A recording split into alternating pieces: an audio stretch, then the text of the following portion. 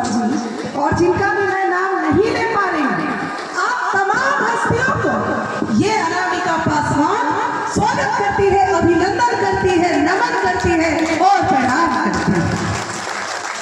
हम दुसाध जाति से आते हैं और आज का कार्यक्रम है दुसाध जागृति महासम्मेलन, मतलब अपने आप को भी जगाना और अपने साथियों को भी जगाना।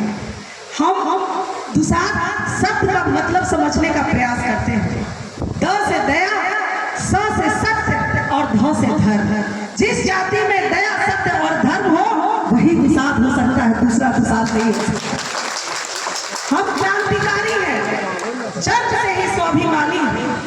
कहते हैं आगे बढ़ेंगे बढ़ेंगे, कभी पीछे न हटेंगे, और कटेगा सर तो घर से लड़ेंगे, और मरेंगे तो दुश्मन को लेके मरेंगे। हम उस जाति से आते हैं। हमें आपको बस एक ही संदेश देना है कि हम जिस जाति से आते हैं उस जाति को अपना परिवार समझें। अभी है ना, हम लोग सभी एक छत के नीचे बैठे हुए, ठीक वैसे ही हमारे जाति के लोग, हमारे समाज के लोग, चाहे वो जिस क्षेत्र में हो, चाहे वो राजनीति में हो, चाहे वो आर्थिक क्षेत्र में हो, चाहे सामाजिक क्षेत्र में हो, चाहे शैक्षणिक क्षेत्र में हो, बिजनेस में हो, आप अपने समाज के लोगों को आगे बढ़ाइए और खुद भी आगे बढ़िए, तभी ये समाज, हमारा समाज आगे बढ़ेगा, नहीं तो हम वहीं के वहीं रह जाएंगे।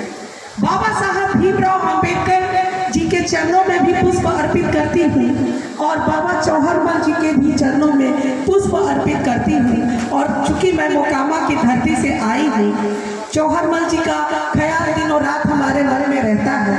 बोले बोले चौहर कन्हैया की, बोले बोले चौहर कन्हैया की।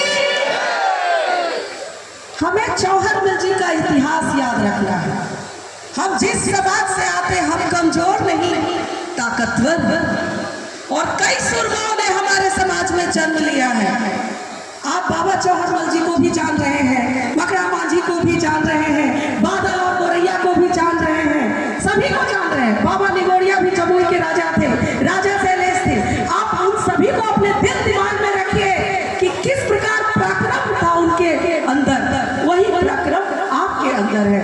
अरे कहते हैं कि हम पासवान समाज हैं, न खेत है, न खलिहान है, न दुकान है, न मकान है, हम छुच्छे पासवान हैं और तैयो पहलवान है। बोले बोले चौहर कन्हैया की।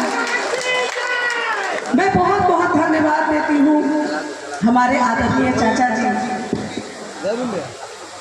आदरणीय हेमंत कुमार हमारे चाचा जी ही लगते हैं, बार बार नाम नहीं, मैं चाचा जी ही बोलती हूँ, कि उन्होंने अपने प्रयास से पासवान समाज को एक मंच पर लाने का प्रयास किया।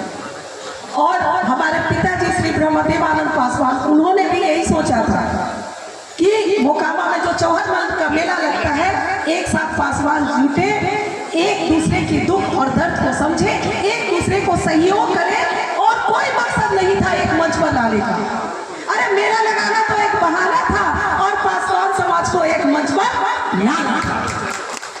मैं ज्यादा वक्त नहीं लूंगी, वक्ताओं की लाइन बहुत अच्छी है, लेकिन हाँ, अपने आप को आप सूरमा समझिएगा जरूर। एक व्यक्ति हमारे समाज का जिस दिन अपने आप को सूरमा समझने लगेगा, वो कभी किसी से डरेगा नहीं। और सूरमा किसको कहते हैं? सूरमा नहीं विचलित होते हैं, क्षण भर भी धीरज खोने को, कष्टों को गले लगाते हैं, कांटों में राह बनाते हैं, अब चैन कहाँ उनकी आंखों में, अपनी धुन के मतवाले हैं, गति की तृष्णा और बड़ी, जब पग पग पड़ते छाले हैं।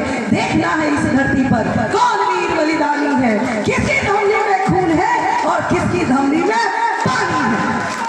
इन्हीं चंद शब्दों के साथ मैं अपनी वाणी को विराम देती हूँ, और एक बार हमारे साथ बोल दीजिए, बोले बोले चौहर कन्हैया की। दुसाध एकता मंच जिंदाबाद। बाबा साहब